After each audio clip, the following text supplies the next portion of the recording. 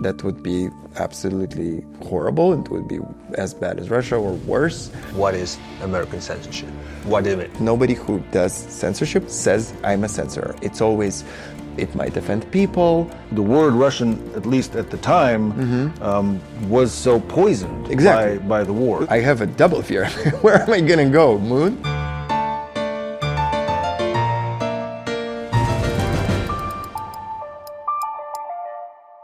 So we're here with the great Alexander Molochnikov. Alexander the Great.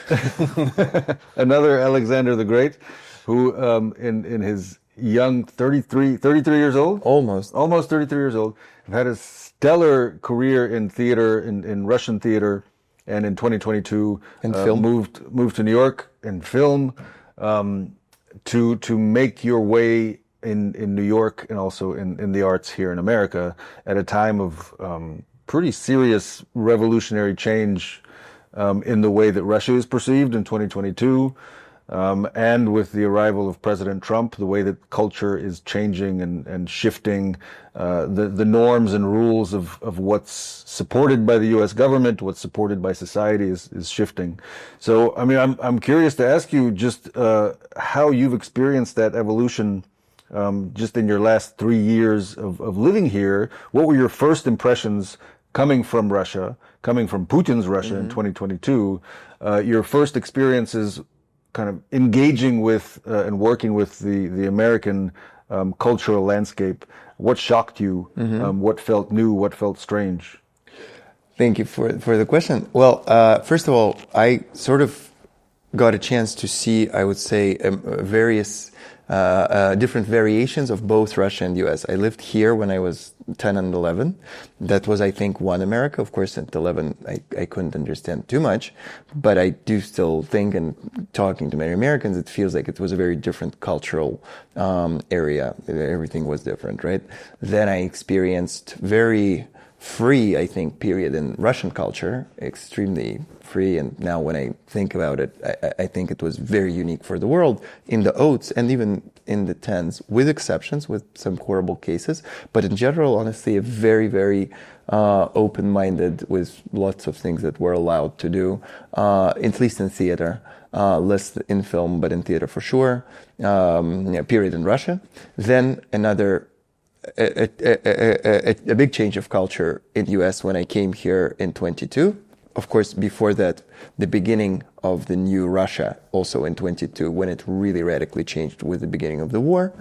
And now I see sort of another chapter, Trump's cultural changes. Yeah, another swing of the pendulum. Another swing. Yeah. So I would say it was something in the US, something very free in Russia, then a slow, meaning let's say 10 years long swing into the very, very censored art in Russia, then some other swing into the new ethical culture, and now another swing into Trump's. Yeah. Do you mean that what's happening now resembles what was happening in Russia when you were working there? I'm not a fan of this comparison. I hear often from Americans today, especially from Democrats, that say we are coming to Russia. It's Russia. It's going to be as bad. It's going to be even worse. I don't want to be ironic about it. I really hope they are mistaken, because I hope that it's not going to go that direction. And so far, I think that this is just, we're observing first months of changes. It's very, very hard to judge. I know some cases, and I'll be glad to tell you about them. But I think that it's generally, people love comparing. And I think in this case, it's not a proper comparison. The reason I think that is because arts in Russia, before the change that came right now, were not in a swing into some direction. The arts weren't super leftist, for instance. The arts weren't, there were no big organizations or big movements that were doing what Trump is now trying to take down, which is basically pushing the cultural ideas of marginalized groups, right? So now Trump is literally openly saying we do not want those values to be pushed. But those values before Putin's change weren't really pushed. It was. You mean there were no DEI? There was no DEI. However, there was a lot let's say gay culture on stage or feminist culture on stage. But it didn't form into special movement. There were no funds that were, given especially for this certain type of a movement. There could be a play, there could be a director who would sincerely, let's say, be queer and push his own values the way, and just tell about the world the way he or she felt about it. But still, it didn't turn into like a stream, which is just to finish. So there wasn't, let's say, a building built to take down. Yeah, and Trump is pursuing a kind of as a cultural policy of destruction. And builder, deconstruction of DEI. Exploding a building. We see those videos how skyscrapers get exploded. Right. Explosion doesn't get the building back to flat ground. It creates a deformed hole. How deformed and scary that hole will be, we really don't know yet. I see a lot of panic in my colleagues from US, from theater world, heads of theaters, producers, who are saying censorship has come. I can be honest, I heard a lot of silent panic from people who said new ethical censorship has come when I came here. And that they are very much censored. They can't say, joke, or think about anything. This is basically what Trump and his team call wokeism generally. Yeah, and I heard that not from Trump administration. I heard it just from my colleagues who are working here, Americans, American actors, American actresses. I've heard this. I'm just repeating what people would say, right? I'm not even saying it's my opinion. I'm still an observer in the U.S. I still hope to stay in this status as long as possible. I'm a director. I'm just looking at life. I'm, observing and trying to analyze. But actors, for instance, white actresses have told me that they are not passing any castings since these new ethical changes because it's much harder for a white actress to pass an audition. Is that true or not? I have no idea. I haven't seen the statistics. But I'm saying the panic towards the other direction was in people when I came, and now it's in the other group of people when Trump came. when Trump came. I think for American audience, that would be very interesting to get some of your perspective on how censorship or self-censorship used to work in Russia, because you were working for the two major Russian theaters, for Bolshoi Theater as an opera director and for Moscow ballet director. Okay, opera and ballet. Oh, both, and also for Moscow Art Theater as a director of dramatic performances. So was it real censorship there, or you felt it in some different way? Well, first of all, I want to say, maybe it won't sound too popular, but I want to say that I think, and I realized it only after 3 years of being here, I think that a period of Russian theater, let's say starting from the 90s and up to 22, was one of the beautifulest free periods in world theater history. I think that the amount of stuff that was allowed was insane because, up to some point, for Kremlin, theater didn't mean much. They didn't think theater really affects people. So there was a play of Kirill Serebrennikov with 30 naked people on stage all the way through, with people jumping, with their penises swinging. There was a play crazily criticizing the Kremlin, for instance, and joking about it on the main stage of, let's say, Moscow Art Theater, funded by government, by the way. Because the Kremlin just wasn't paying attention, or what? It started paying attention in 2014 or something, when there was a scandal of 15 with the first. Actually, that scandal is an evidence that before that, so much was allowed. When there was an orgy with Christ in an opera in Siberia, that was the first case when the Minister of Culture said this shouldn't be allowed. The director had problems. He didn't get arrested or anything, but the show was taken down. All our society was screaming at that point, how can this be? A play is censored, where are we going? And we were right. It was the beginning of a horrible story. But if you take that case separately, now it's great. It sounds crazy. Really, somebody did a play with an orgy with Christ in Siberia? I think that was Wagner's opera, right? Yeah, but it's not written. It was director's solution of the scene that he will put Christ in the middle of an orgy. And honestly, I do think that, knowing somehow Russian Siberian audience, I do think for many people it was, if not offensive, it was shocking. And there's nothing bad about shocking. But I kind of, it's like, I think that opera should definitely exist and all, but I understand that at that moment that was like a question for open discussion, let's say. But trust me, just a sec, that is an evidence that it was such a free society, because an orgy with Christ is quite far. That means that everything before it was allowed, and it's true. And we had all sorts of stuff. You couldn't yell like Putin is horrible, right? But you could do a lot between lines, or you could do a lot of. There were many examples of very critical. Yeah, theater. I'm remembering one example that got international attention for sure was the example of Pussy Riot. I think it was 2012.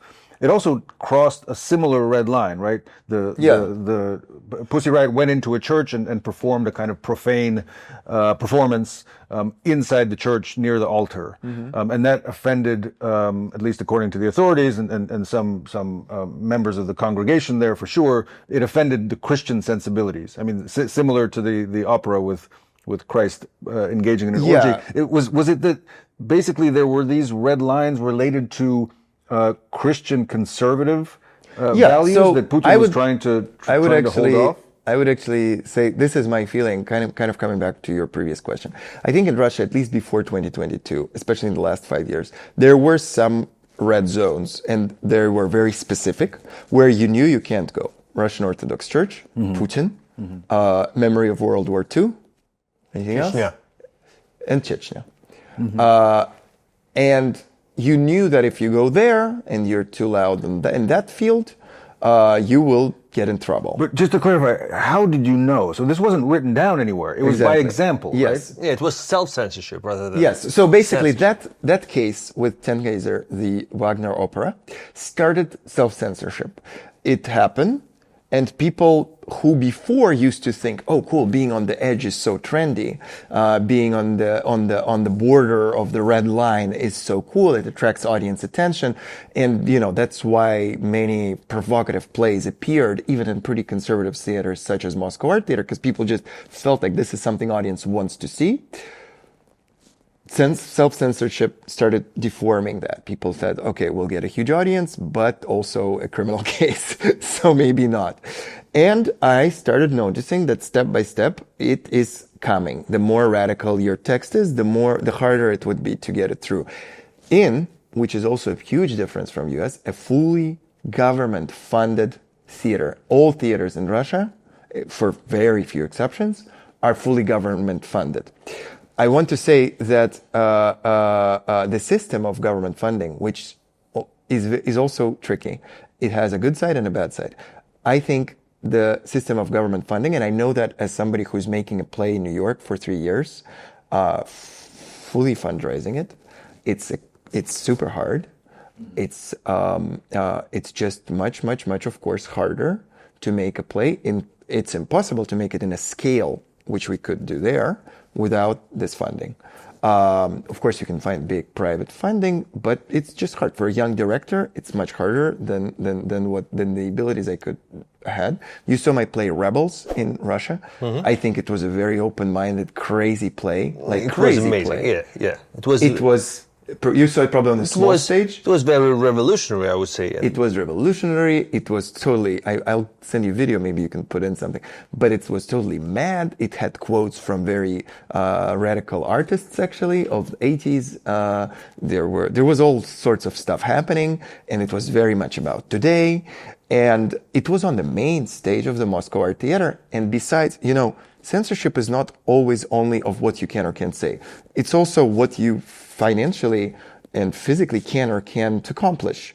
Because a play like Rebels would never come out in a US, in a big theater, because it commercially doesn't fit the economical theatrical system here.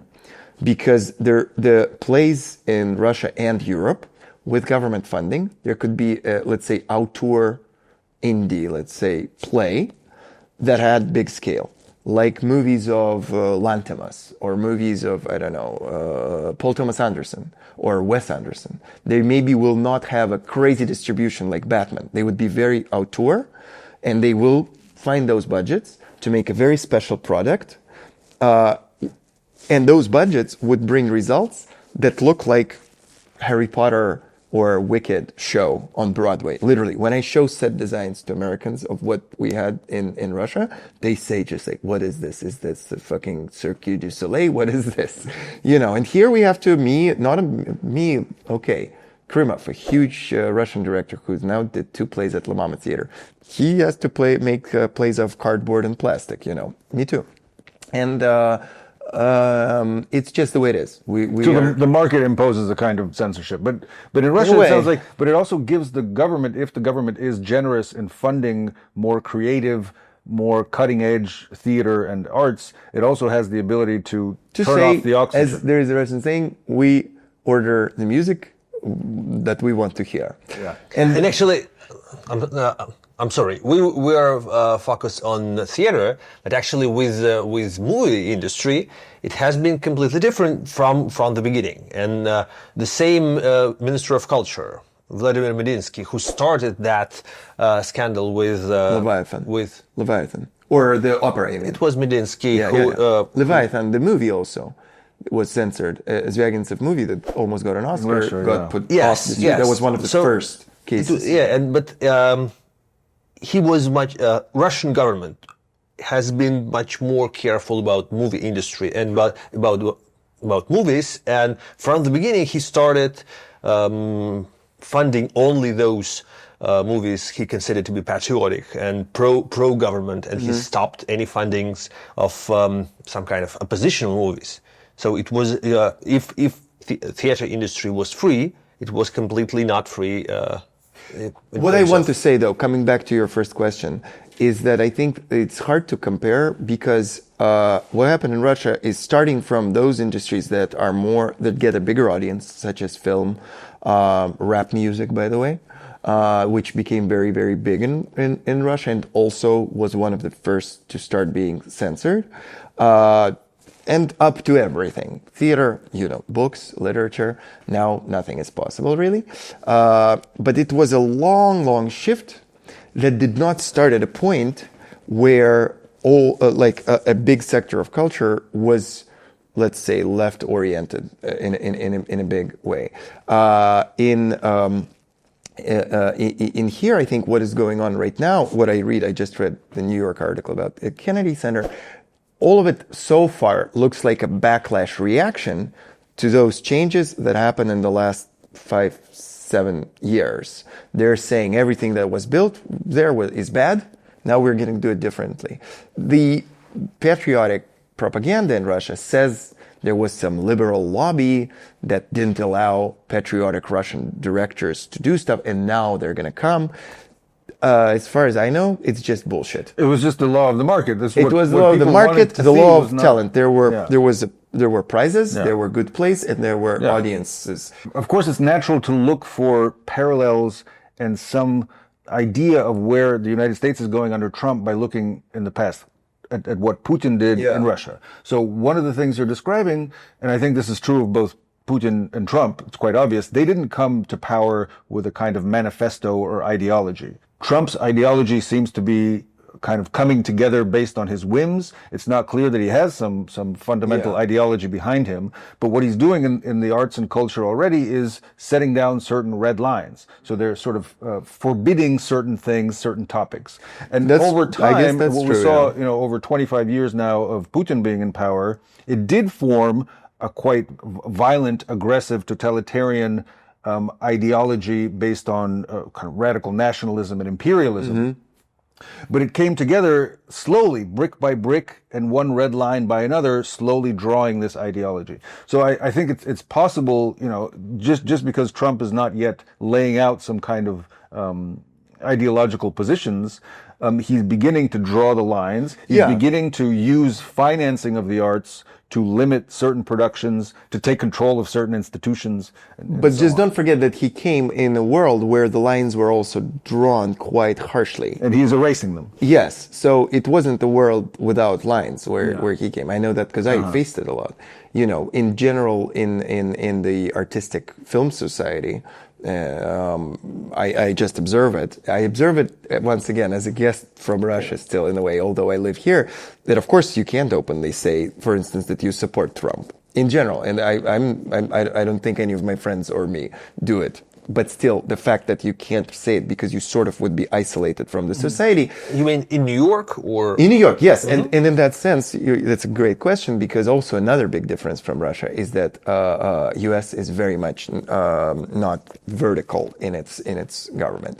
In Russia, it varies state by if Putin state. decides that, yes, to be like Z and in support of the war, there is no area in Russia where the governor would say, I don't want to deal with that. And as DeSantis said, see you in court. See you in court. Yeah. And see you in court. No one tells that to Putin. No, that's true. And as DeSantis said during Biden's administration, if you're woke, come to Florida to die. You can't imagine a Russian governor saying, if you're pro-war or pro-Putin, come to my area to die. Yeah, so we're talking about the New York cultural scene. Yeah, I would say, well, which is quite dominant in the United States generally. Really dominant. New York, LA, and it's very, very democratic oriented. Both. And that's great, I guess. I mean, yeah, I was also raised in a democratic family, but the fact stays the fact. You can't really have other opinions. You can, and you will never get arrested. Also a very big difference from Russia.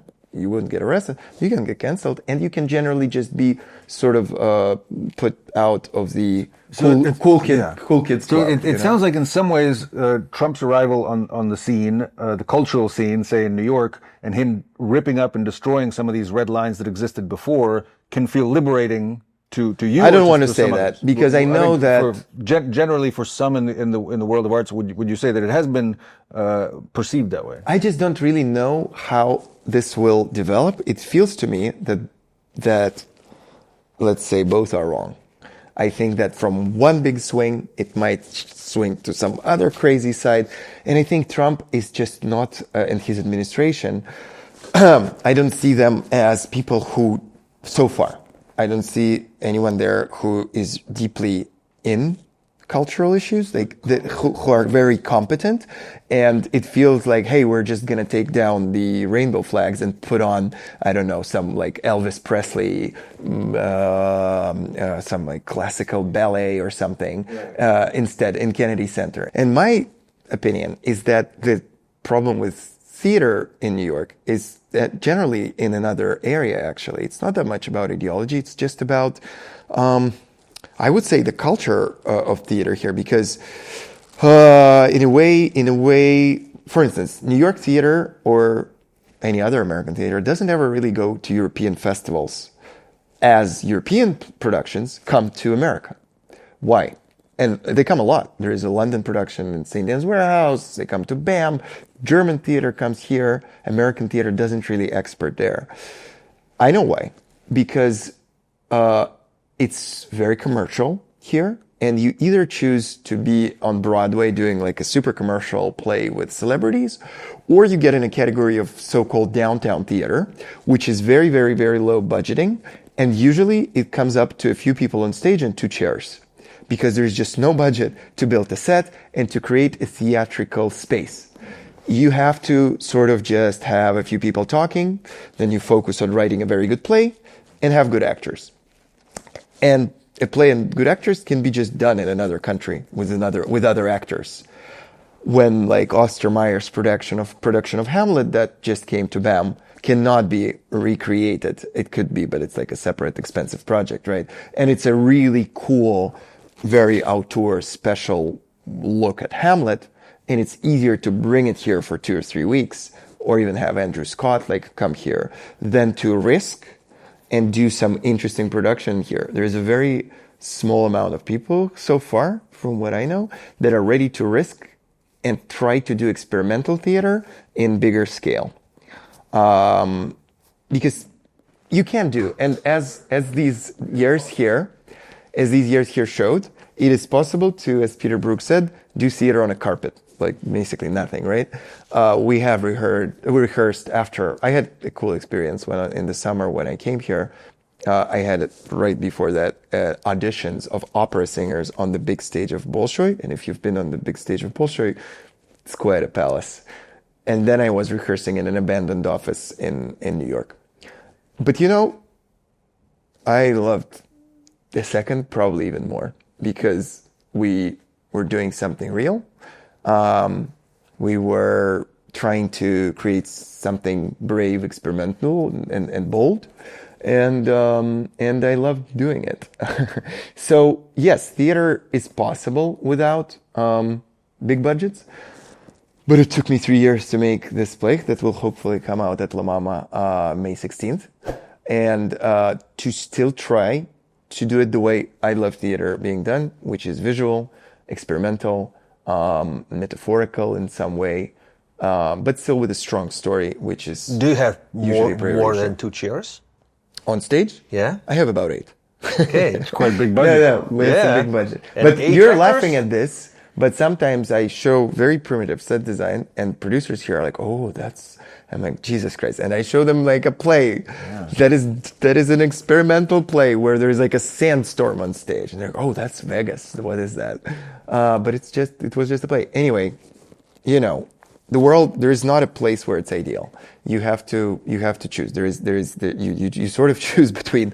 People still do theater in Russia, by the way, and they still have those crazy budgets. But I do know that there are so many restrictions and so much fear, and so much you can't. You mean still do independent theater? Still do good theater, which is I'd not say. patriotic, which is not pro-war or pro-Putin. Yeah, it's theater that is sort of outside any politics, really.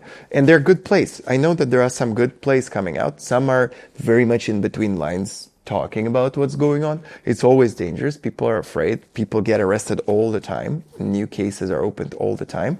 There's a lot of pressure. There's a fear. And the theater director and theater playwright are in prison. Yes, and my dear colleagues there, and that is actually the reason why I can't imagine myself working there. I can imagine myself going to a rehearsal, knowing that a director my age, with whom I was studying in the parallel class, is sitting in a cell and has to stage plays, which she does, and I think that's amazing, in prison, and she does some puppet plays there.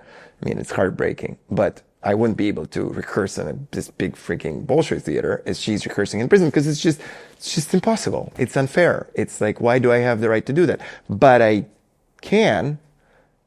feel fine, I don't know, in harmony with myself, giving that all up, starting over here, starting literally in an abandoned office like we did, building something new, and doing a play that is still in the segment, I would say, of Russian culture in general, because I love Russian culture, because I sort of am a product of it, and it's a play about all we're talking about. A Russian director who is staging Chekhov's Seagull at Moscow Art Theater right before the war of 2022 starts, getting censored, trying to redo it, facing the fact that it's impossible, leaving to New York, and struggling here as well, I would say, with lots of obstacles that don't allow you to just do what you want. The process with this play was a crazy journey. I never had anything like that with any other plays. And I really actually want to use this opportunity to thank so many people.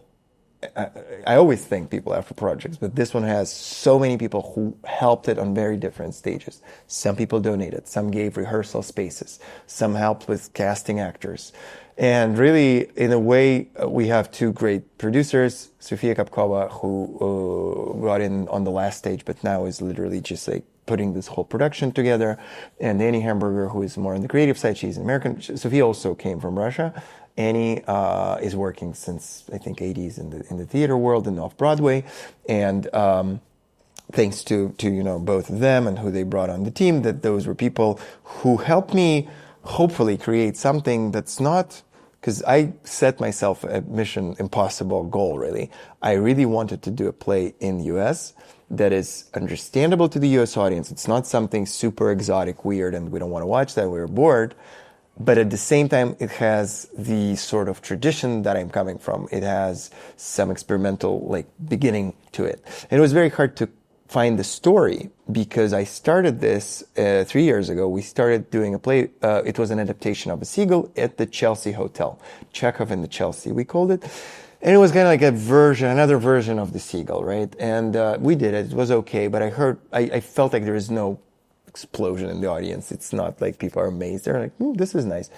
And I felt like this is not enough. And I felt it's too niche. And then I was talking to various writers actually, and I met an amazing writer who was like, "Why don't you do a play about like it's not the Seagull itself, but about yourself maybe staging the Seagull, like Rosencrantz and Guildenstern is like a perspective of those two characters on this known play." So like write that original play, and with a great writer Eli Rary, we started writing that almost more than 2 years ago, and really trying to make a live, understandable story about an artist in a country that's becoming a dictatorship country, where censorship is appearing, trying to struggle for his free art, having his mom work in that theater as the prima actress and losing the connection with his mom because she stays, let's say, with the government, losing a friend. I don't want to spoil it all. You know, going through that path that happened to me and many actually artists who left. And what I was very happy about is that an Iranian director, Ramin Bahrani, who is a big director, many of his films were in Venice and other festivals, came and he said, "This is a story about an Iranian artist." And then I really hope, you know, people will come say, "This is a story about a Chinese artist." There are many people in New York who came from countries where, you know, times changed and culture changed a lot, and they couldn't do what they were doing there. And they still have these connections, like missing home and not being able to come back and having relatives there. And every time I talk about it, I must say, I start almost crying. And because I feel like many people will resonate with it. And not only maybe if they can't come back in general, maybe they can't come back, not because they'll be arrested, but they can't afford coming back. And it's tough. And it's a city of immigrants in a way, New York. And I think that these two topics, such as freedom of culture, freedom of speech, freedom of self-expression, and the relations with your home when you're away from it, is the two ropes I hope that will connect us and the audiences here. However, in terms of form, we did everything with the cheap resources we had to create a visual theater that I love and that I grew up on and that I tried doing myself in Russia. I mean, you couldn't have expected this, the way American politics would turn when you started writing this play. Oh, yeah. Working on it, but how do you expect audiences here in New York, to see it through the prism of contemporary American political... Honestly, it would sound horrible, but since I didn't plan it, I think I can say it. This whole situation, the whole 3 years, sort of really served the play. Because who could expect that it was being written as we rehearsed? Who could expect that someone would say Russia is a new friend of America again? It's like an ally or whatever. Which seemed completely preposterous when you started working on it. Totally. And for the character of our play as well, he lives in the play with one set of not only his beliefs but also the circumstances around him. And then they change so much. And I'll give out one thing. In the beginning, when he comes, a producer tells him, just say you're a Ukrainian director, it would be better. In the end, he wants to say a speech, and he's hesitating to say, I came from Russia. And the producer says, no, you should say it, they're friends. So I think that hypocritical twist is, in terms of dramaturgy of the play, of course, is great. And I hope, in a way, I think that people who feel that U.S. is going into the direction of Russia with Trump and censorship, this play is sort of I would even say an instruction for them how to behave and what you go through opposing this. Mm-hmm. Life imitating art. Exactly. But I think in cultural sense, America right now is freer than Russia. I hope because so. Well, it is debatable sometimes. But really, yeah. Why? Oh, yeah. What do you mean? I'll say, but I know it is that because this show is being made, so I can make a show here that is giving an ironic commentary on some American censorship as well. So far, in Russia, 10 years ago, I also could do a play that gives an ironic commentary. So I would say that clarify for our audience what is American censorship. What do you mean? Well, the thing is that the word censorship is also is a red flag always. And I want to first say that nobody says anywhere that they're censoring. And as well in Russia, no one has that on their business people card. don't say that I'm a censorer. Never. And here, when I start when, for instance, I was in Columbia University, there were moments when I said, this is censorship. And it was such a crazy red flag. I got sort of yelled at. There was a big letter written from the teacher to the head of the faculty that the student accused of censorship. So I'm careful with this word. But I do want to say that nobody who does censorship says I'm a censor. It's always, it might offend people.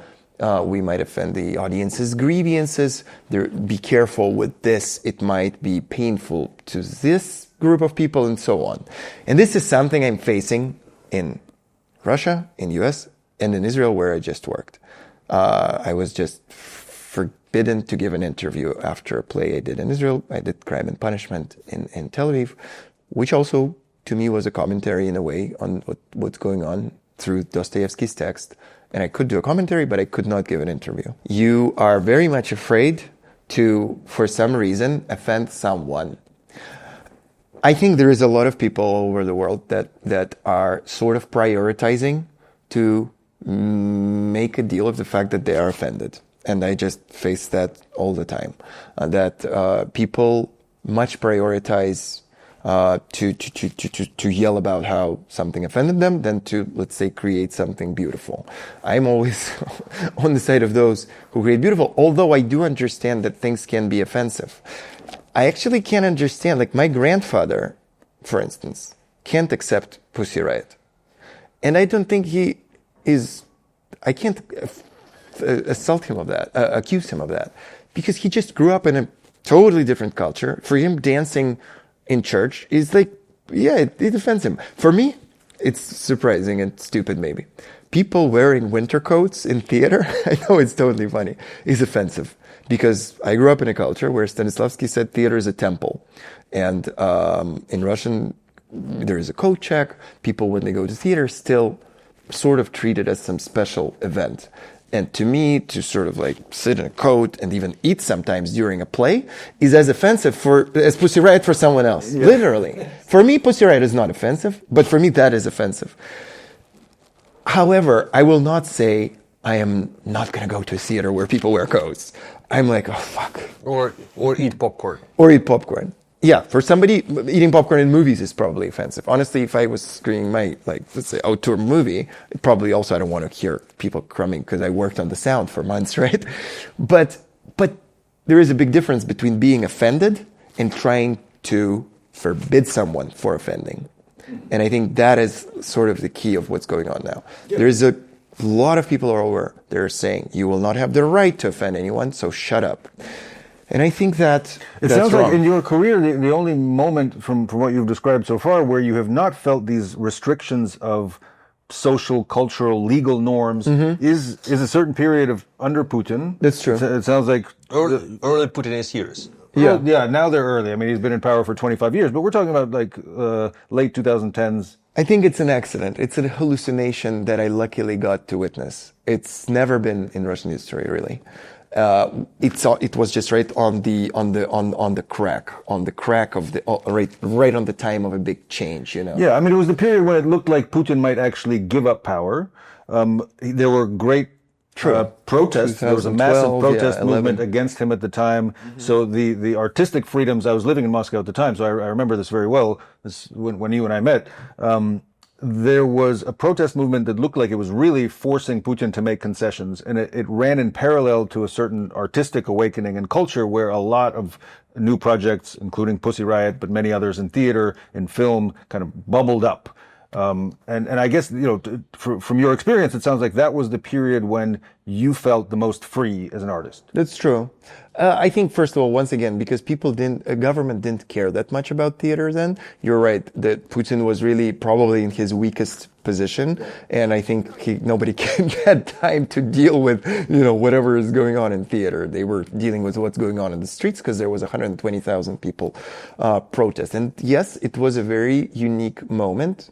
Where a lot was possible, but I'm glad I witnessed it because for me it's some ideal world, and I still believe that, you know, I'm still not that old. I'm 33. Yeah, but I just want that someday I will witness it again somewhere or build it. Yeah, but I just want to underscore again that when you came to the United States in 2022, you did not feel that kind of freedom. Quite the opposite, it sounds like, during Biden's administration, and similarly under Trump, there are also restrictions that you feel that sort of make it feel less free to you than that period under Putin. During Trump, honestly, right now, I just really don't understand a lot of what's going on. In Columbia University, it's generally not great to critically talk about other people's art, for instance. In the film school. In the film school, the MFA program I went through. Basically, the way class runs is that first, the point of the class is to discuss each other's scripts. In the end of the class, there is sometimes a feeling, and not sometimes, 99%, there is a feeling that out of like 12 scripts, there are 12 brilliant scripts. Because everybody sort of says how amazing it is. And very accurately rather gives suggestions to what should be adjusted. But it's not only, later you talk to your friends, they're like, God, that was total shit. But people do not say that. People do not want to look like they want to offend each other. I think that we created this thing about offending that has a right core, the right root of this. Because yes, it is sometimes not great to offend other people. But if we're doing arts, first of all, it's an emotional thing. A rehearsal is an emotional process. If we kill the ability to be emotional, I don't know. You know, you're saying that it is important in an artistic setting to be able to criticize and even make someone feel bad about what they have created if it helps them grow. One of my friends, doesn't matter who, because I don't want him to get in a bigger trouble, said in a theater production, when he wanted to ask for some adjustments with props or something, he said, he wanted to do it himself, and two women ran to him to help him. And he said, girls, it's fine. For saying girls, which he had no idea. He came also, he's not American. He had no idea it couldn't be offensive. He just literally had no idea. He had days of meetings with producers, tutorials about American history, etc., etc. About what history? American history. American history. And why you can't say girls because of different gender issues and questions, right? So that is just something for a foreigner.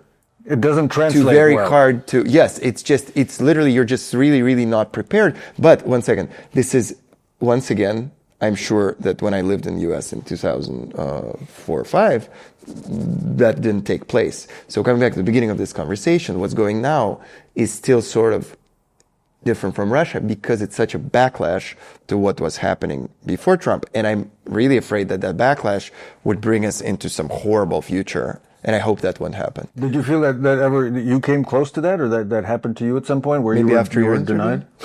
Hope not. I can say that I did not. I did have a couple moments when I was very much on the edge and I was very scared, and that is the main thing: fear of someone destroying you because they felt something and you didn't mean it. Is what happened to me in Russia, because I was like, oh my God, this post might that much get me in trouble. It's a scary feeling. It's a scary moment when when it starts. It's literally feeling right in your chest. You're like, oh, whoa, what can happen? You see an article somewhere about you, and you're scared. You're scared you'll lose everything. I mean, now after losing so much there, rebuilding it here, when something like that even shows up, I have a double fear. Where am I going to go, Moon? Because I know what it is to start over, and it's a tough thing. It's challenging. It's not as challenging as what Ukrainians are going through, being in Ukraine now. But it is still something. You kind of built some career for 10 years, and you have to start it over. You lived some sort of comfort life. You totally drop it, etc. But it's. For me, in general honesty, its challenge is great, but it is a big fear to go through it again now. I don't want that to happen. So I really try to watch what I'm saying and be very accurate. You came here in 2022, the year when Russian invasion of Ukraine started, and in many places, especially in Europe, among Russian immigrants, there was some kind of perception that it was complicated to be Russian, to be Russian artist, to be Russian immigrant, to be even anti-Putin Russian immigrant, because Russian propaganda was calling that some kind of cancellation of Russian culture. Did you feel something like that? How difficult was that to be a Russian artist in Europe? Well, I think a lot of what Russian propaganda was saying was bullshit in terms of the Russian culture really never was canceled. When I came, Rachmaninoff was played in Lincoln Center. I think it's Stravinsky ballet was also at Lincoln Center. Annie Bogart did a play about Russian poets at La Mama Theater. Literally, like I was surprised that even anyone cares about poets that nobody knows here, like Khlebnikov or something. And they were characters in a play and an off-Broadway play. Chekhov never Uncle Vanya was always there. Everywhere. Always. Yes. And now, last 2 weeks, I saw 3 Russian plays in US. 2 English productions and 1 American. To Vanya, Uncle Vanya in Washington, D.C., and Cherry Orchard at St. Anne's Warehouse. So that didn't really take part. I think Russian culture was canceled in Russia. But and it definitely was.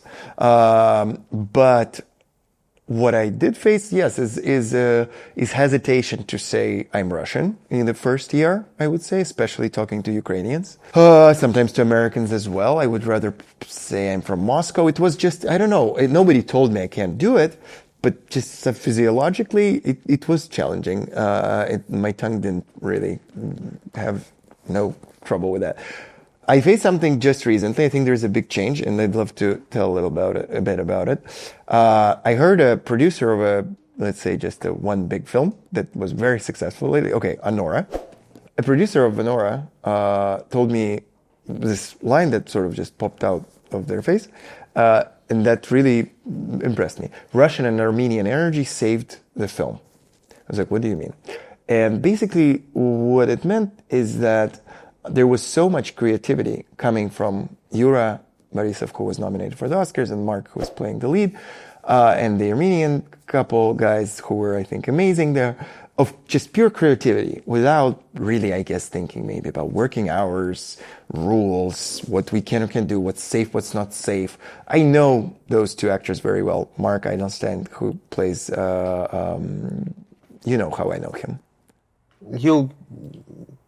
He was playing in the TV show that you directed. Yes. And that was your last project in Russia. My last and sort of almost his first in general in film. So we are good friends and I just know the way they behave. They come to set, they're like, hey, maybe in this scene we should do that, maybe that. So they're really caring about how, and I'm sure when they got on this set, they loved it so much, they were so excited to work with Sean Baker, that they probably just said, hey, let's make this film work, whatever it takes. And eventually it worked. And that's sort of what she meant. And I, first time in these 3 years, heard a statement, Russian artists, like Russian energy saved something instead of Russian energy destroyed something. Russian army destroyed something. Yeah, Russian energy gave an impulse to something that I have a dream, I would say. Can you imagine her saying that in 2022? No, absolutely impossible. I mean, as impossible as the fact that a Russian actor is nominated for the Oscars or taking part in a film that one can, and etc. Right? So, in fact, an actor who didn't really say anything. He didn't say anything rather this way or that way. He was just doing his job, and now he did not support Ukraine, or he did not support Putin. Exactly. He just kept doing what he's doing, and in a way, in let's say if we're only talking from the perspective of an actor's race, he won. Obviously, he's nominated for the Oscar, which never happened for years. So. What really made me feel honestly great, and not only because I was just so proud that we are Russians or anything, just I realized that some words have a couple of meanings, and sometimes we use a word without even thinking of the other meaning, and that meaning still exists. The meaning of Russians being aggressive imperialists will never go away, I guess. However, and I don't believe in a change in that sense. I don't honestly believe in this idea of some future free Russia, of some huge changes into democracy, at least soon for sure. But what I do believe in is that some people from Russia, creative people, would be associated rather with their creativity, professionalism, and skills than with Putin or whatever else. Let's get those Russians on set. They will do it quickly. They will do it they will bring good quality, they will be talented, they will suggest something unexpected, they will be experimental, they will be creative. I would love to see that expand. But I wonder how you explain or how you understand that evolution in the last 3 years of the full-scale war in Ukraine going on, where in the beginning it would have been impossible for, as you put it, for someone in the film industry in the U.S. or really anyone in the U.S. to use the word Russian in that context as some kind of source of positive energy. Because the word Russian, at least at the time, was so poisoned by the war. That's what I'm saying. So, but the war goes on. I mean, it seems bizarre to me. I'm trying to understand what led to the change now. The war goes on. It's almost as intense as ever. Is it just that the shock has worn off, or that people have sort of stopped? Nothing has changed. No, wait. Nothing has changed fundamentally. The war criminals have not been punished. The war goes on. People are continuing to die. I'll bring you an interesting example. Someone I know who's a CEO is telling me in a random conversation, hey, I want to introduce you to this head of theater. He's a great guy, great communist. When she says it, she has zero connection of the word communism with history of communism in USSR or China, where millions got executed in the context of communist ideas. She I guess, thinks of someone who built communities or like some communicator, or I don't know what she means actually by that. For me, it's super shocking. You were triggered. Good communist? Where did you find that? But actually, that's what I mean by saying Russian. In that moment of the conversation, she does not at all have in mind context of this word. And to me, it's a little weird. And I'm sure to many Ukrainians, and maybe not only Ukrainians, the word Russian will forever be something horrible, and it's deserved. I understand that. In almost any context. But what can I do? Okay, I am Russian. I don't want to say I'm not. And there are lots of Russians who want to try to literally change their identity. They want to say we're not Russians, we are something else. Literally, they're brainstorming on what other word could be used for that. I don't want to do that. I'm Russian, okay? I was born in Petersburg. I love it. I mean, I was born in Nizhny Novgorod, grew up in Petersburg, worked in Moscow. There's tons of amazing stuff that is connected emotionally and rationally, connecting me with Russia. I cry watching Russian movies. I think a horrible crime was done by the government making culture connected to World War II, now associated with this war. That's absolutely ugly. And it was very hard for me to watch war films in the first 2 years. I mean, the World War II films. Now, still again, I can do it because they're just that. And those creators did not know about this war. They were doing those films. And if film by Alexei German or Tarkovsky's Ivan's Childhood is a great film, it's a freaking great film, period. And I will not try to change my identity because of this. I hope I will not have to do that ever. And in fact, I hope that the best I can do is to prove that you can make something great being Russian.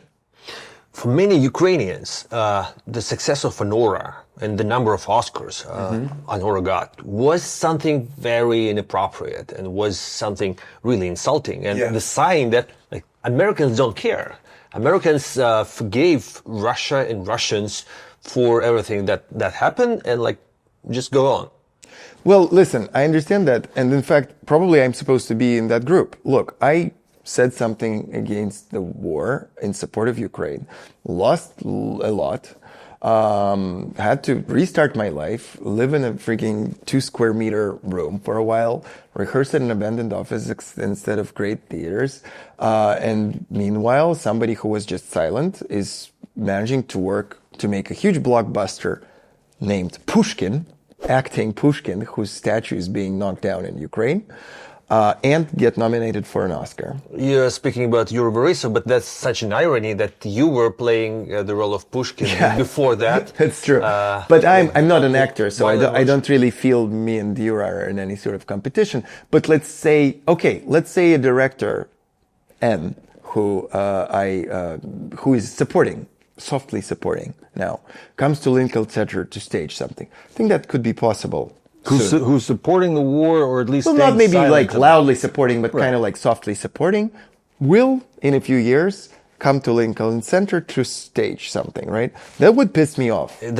Is it However, true? Is it true or just no? Let's imagine that hypothetical? happens. Well, I think that some like a big Russian pianist or singer will soon be singing at Kennedy Center or whatever. Like Matsuev, the will come next year. I feel that that's totally something we can imagine already with Trump, right? What's the conclusion? The world is unfair. The world does not value your statements, and I'm a great example of that. The world does not. There is nobody who will give you treats for saying truth and the right things and things you for standing for the right for freedom ideas.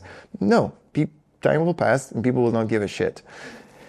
And yes, it's something I learned in this time. And yes, I was in an illusion that that it's worth it. However, I still think it's worth it because I think I didn't do it to get values and I didn't do it to get treats. I didn't say Putin shouldn't have started this war because I thought, oh, and then I go to U.S. and they let me stage there because I'm such a U.S.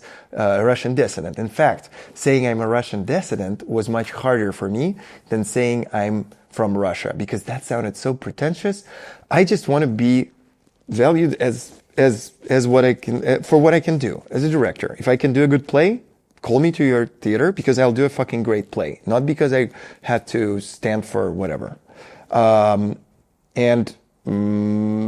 Where answering your question, in a place where I should be also super offended, I don't want to compare myself to Ukrainians. I don't want to compare myself to people who lost people. I think those people will forever hate the word Russian, and it's right, and they will be right, and there is nothing I can say about it. Only millionth time apologize for my country that did this shit. And however, I can't. What am I supposed to do? Commit suicide? Burn my Russian passport? Maybe that would be. Many people would really say yes, do that. But I don't do it because my family's in Russia, because I love that place, because I disagree with the country did, and because I try to just do what I do. Yeah, it's interesting this urge or desire or need among many people who left Russia in 2022 to apologize for what the regime fundamentally did, for the decision Putin made ultimately to invade Ukraine. There were many representatives of culture and just various members of the Russian diaspora in Europe and in the United States who apologized for, I'm sorry for what Russia has done. I mean, I can say that again. I'm sorry for what Russia has done, and I've did that. I don't remember that being the case. And you as the historian can speak much more with better informed than me. But I don't remember that being the case with Soviet dissidents who escaped. Apologizing for what the Bolsheviks were doing or for what the communists. Well, they were doing it to themselves. That's why. Soviet dissidents were not asked to do that, but actually in 1968, for example, when Soviet tanks invaded Czechoslovakia, 8 protesters went to the Red Square to apologize and to ask for forgiveness of Czechoslovakian people and to denounce also Russian people couldn't Soviet get out. aggression. Mm-hmm. Russian people then couldn't get out. If Russians were out and let's say would have to go to, I don't know, Poland or Germany and meet Czechoslovakian people there, I'm sure they would be very apologetic. But it is, and it's sincere. It's not because we want to win our points and say like, yeah, I'm so in support of Ukraine. Now give me some. No, it's just really, I feel horrible that my country started bombing their country. But you're right. There is definitely a difference between the Western approach to Russians, because in the Soviet period, there was the idea that the West should try to seduce Soviet citizens. They were welcome. They were the defectors from the Soviet Union were expected here, and it was the battle of ideas and the battle of ideologies. And the West was trying to portray itself as the more free and fair space where Russians would love to go. But now it's not 100% like that. Yeah. Now no one is expecting Russians to defect. Now no one is waiting for Russian businessmen, for example. They have to stay there. They have to remain. It's harder to get Schengen or American visas for Russians. Yeah, I think there was a very brief period in the very beginning of the full-scale war when there was still hope in Ukraine and in the United States and in Europe that the war could end through the streets in Moscow. That period lasted for a week. About a week, because the protests died. No. out. I mean, listen, I there was in were Moscow protests. until August. Yeah. And I, honestly, being there, you do get frustrated by people telling you from Europe, why aren't you going Why to aren't the you streets? protesting? It's really Yeah. frustrating. It's like, Yeah, come here, let's go together. No, I mean, respond to well, it, because on what third or fourth day of war, a poet read some poetry at Mayakovsky statue, and as they say, was raped with a dumbbell. Okay, so In the police by the station. police. Yeah. So how? I mean, okay, I can go. It's a very big difference. It's a suicidal protest. Or people were protesting with blank sheets of papers. Yeah, and still got They were arrested. arrested for anti-war protests. When Yeah, it was a holding up a blank, blank piece of paper. yeah. Yeah. I So remember. they literally said, no one's going to protest in this country. And we know in Soviet Union there was a very big dissident movement. There were many people who hated the government, but throughout the whole freaking 80-year history, pretty much 8 people that Misha just mentioned went to protest, and their protest lasted for 30 seconds. So people really do not have, they think probably that if people are not protesting, they don't care. It's not true. It's just a huge difference where you are protesting. In fact, I'm not saying it's good or bad, or I'm not saying it's good, let's say. Go with the I Love Trump poster in Colombia now. Just like, I don't think you'd be beaten up or anything, but I'm even interested what would happen in I don't think general. anything will happen. Nothing will happen. Nothing will happen. Come on. I don't know. I mean, in your class, you definitely, like, nobody would speak to you for sure.